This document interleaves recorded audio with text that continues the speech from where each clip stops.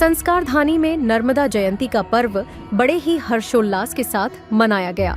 ब्रह्म मुहूर्त से ही ग्वारी घाट समेत विभिन्न नर्मदा तटों पर श्रद्धालुओं का तांता लग गया। भक्तों ने पुण्य सलिला मां रेवा के पावन जल में स्नान कर पूजन अर्चन किया और परिवार की सुख समृद्धि की कामना की। पौराणों के अनुसार इसी दिन मां रेवा का अवतरण हुआ था।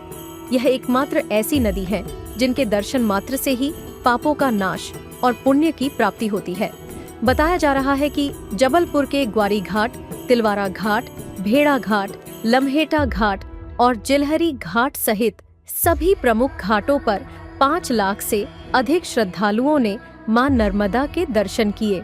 नर्मदा जी का प्रकट उत्सव है। मां ने जन्म नहीं लिया, मां प्रकट हुई है और इसलिए मैंने सभी से विनम्र आग्रह किया था कि हम इसे प्राकट्य उत्सव के रूप में ही कहें और मनाएं। मां जीवन दायिनी है। इस सृष्टि का प्रारंभ मां से ही हुआ है और जब तक ये प्रवाह मां का है तब तक मानव सभ्यता है, सृष्टि है। सृष्टि के प्रारंभ से सृष्टि के अंत तक केवल मां ही रहने वाली है। इसलिए आदि गुरु भगवान शंकराचार्य जी ने भी ये कहा है कि सारे तीर्थों के दर्शन से, अन्य नदियों में स्नान से जो पुण्य और फल की प्राप्ति होती है वो मां नर्मदा जी के दर्शन मात्र से होती है। और इसलिए मां मोक्षदायिनी भी हैं, मां भोग भी देती है, मां वैराग्य भी देती है और इसलिए मां की महिमा अपरंपार है।